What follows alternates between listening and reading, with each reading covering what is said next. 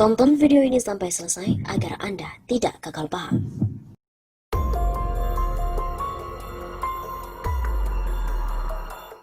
Ancaman demokrasi, mahasiswa Solo gelar aksi tolak politik dinasti.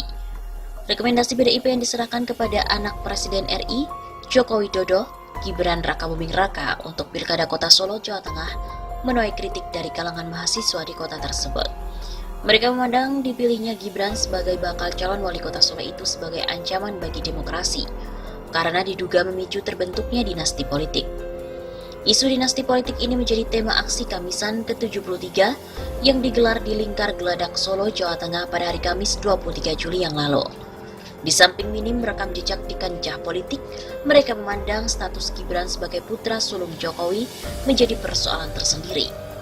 Ini jelas menjadi ancaman bagi demokrasi, tidak hanya di Solo tetapi secara nasional, kata salah satu aktivis Kamisan, Laras, usai aksi yang diikuti sekitar 50 mahasiswa tersebut. Mereka menduga rekomendasi dari DPP PDIP untuk Gibran tak lepas dari campur tangan kekuasaan. Apalagi sehari sebelum diumumkan, Presiden Jokowi memanggil pesaing Gibran dalam perebutan rekomendasi dari PDIP yaitu Ahmad Purnomo.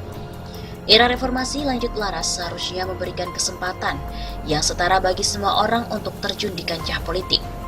Politik dinasti bakal membuat bibit-bibit politisi potensial menjadi layu.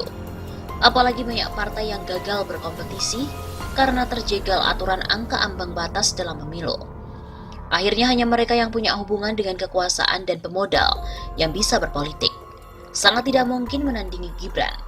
Purnomo yang sudah mendapat dukungan dari akar rumput PDIP Solo saja harus kalah dengan relasi kuasa. Purnomo sendiri oleh DPC PDIP Surakarta telah didaulat menjadi penasihat tim pemenangan Gibran Rakabuming dan Teguh Prakoso dalam Pilkada Kota Solo. Di sisi lain, para peserta Kamisan Solo juga mencoba menggugah pola pikir masyarakat yang diduga masih terjebak dengan pola pikir feodal, sehingga memandang pencalonan Gibran sebagai hal yang lumrah. Langkah konkretnya, jelas kita mengkampanyekan kesadaran politik di masyarakat. Tidak harus terjun langsung, minimal rakyat sipil harus paham dengan politik tanah air.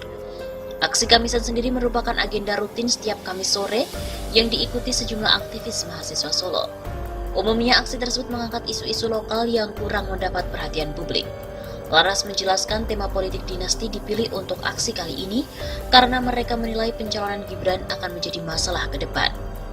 Sebelumnya, pada pengumuman gelombang kedua, DPP PDIP salah satunya memutuskan mengusung putra sulung Jokowi Gibran Rakabuming Raka untuk maju dalam Pilkada Kota Solo sebagai bakal calon wali kota. Dalam Pilwalkot nanti, Gibran yang dipasangkan dengan anggota DPRD Solo, Teguh Prakoso, diduga akan bersaing melawan kotak kosong.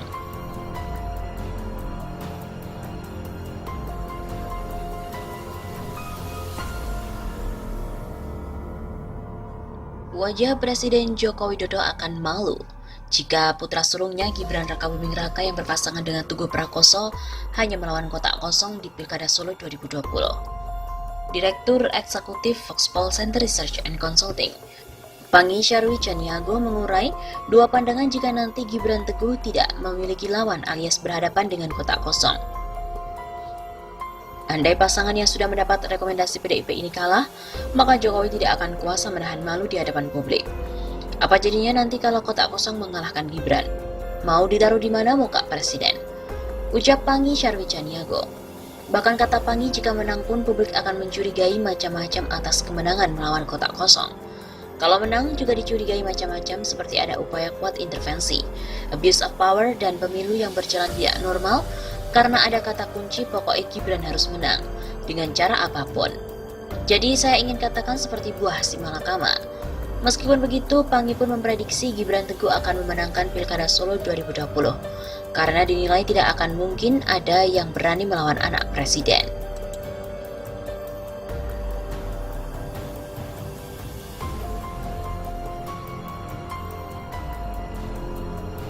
Ketua Dewan Pimpinan Cabang DPC PDIP Solo, FX Hadi Rudiatmo, mengakui bahwa kecewa dengan turunnya rekomendasi pada Gibran Rakabuming Raka dan Teguh Prakoso. Pasalnya hasil yang keluar tidak sesuai dengan usulan nama yang diajukan oleh DPC PDIP Solo. Kalau ditanya kecewa atau tidak, ya kecewa. Kami kan sudah menjalankan aturan partai sesuai dengan PP nomor 24 tahun 2017, ucap Rudi. Sebagai informasi, Rudi telah mengajukan nama Ahmad Purnomo dan Teguh Prakoso untuk mendapatkan rekomendasi dari DPP PDIP sebagai calon wali kota dan wakil wali kota. Namun ternyata rekomendasi dari partai berlambang kepala banteng ini malah turun untuk nama Gibran Rakabuming dan Teguh Prakoso. Rudi merasa dirinya tidak mempunyai harga diri karena rekomendasi yang turun tidak sesuai dengan nama yang diajukan. Seolah-olah tidak ada harga dirinya. Sebab semua yang sudah kita rumuskan tidak ada nilainya, karena yang diberi rekomendasi adalah Gibran Teguh, padahal kami usulkan Purnomo Teguh. Namun Rudi menekankan bahwa semua keputusan sudah menjadi hak prerogatif dari Ketum PDIP Megawati, sehingga apapun keputusan Ketua Umum, kader partai wajib melaksanakan dan memenangkan.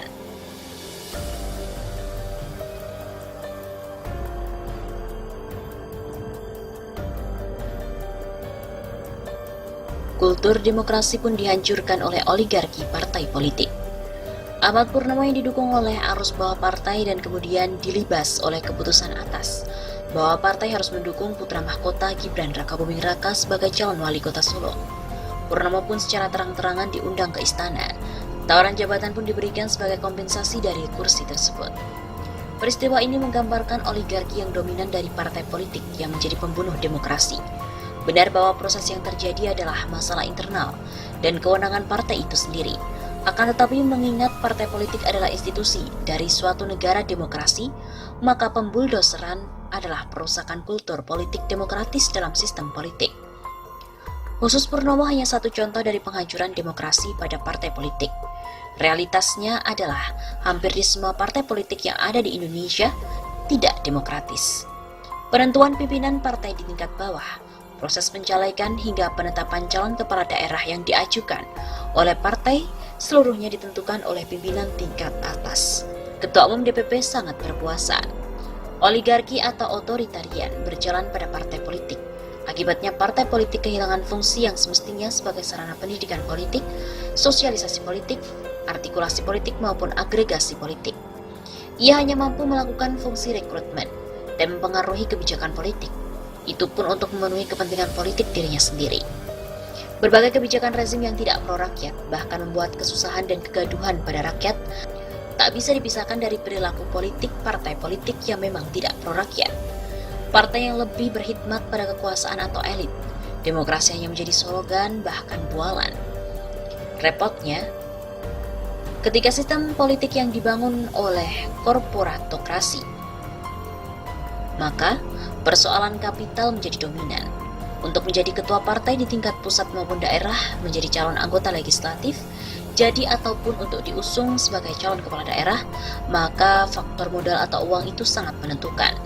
Pemilik modal dapat ikut pula berjudi untuk jabatan-jabatan politik yang tersedia. Reformasi tidak membuat perilaku partai politik lebih baik. Partai politik tidak terreformasi, justru semakin lebih doyan materi. Korupsi di lingkungan parpol juga termasuk tinggi, menyaingi birokrasi. Perjuangan untuk menjadikan menteri atau jabatan di perusahaan milik negara juga bagian dari upaya penggemukan partai. Artinya menjadi mesin korupsi. Kembali ke kasus Ahmad Purnomo dan Gibran yang didukung oleh hampir semua partai politik, merupakan gambaran dari hancurnya demokrasi oleh partai politik. Seorang figur yang semua tahu kualitas politiknya karena anak presiden, maka support politiknya menjadi luar biasa. Sumbernya tak lain adalah oligarki, otokrasi atau ketumkrasi.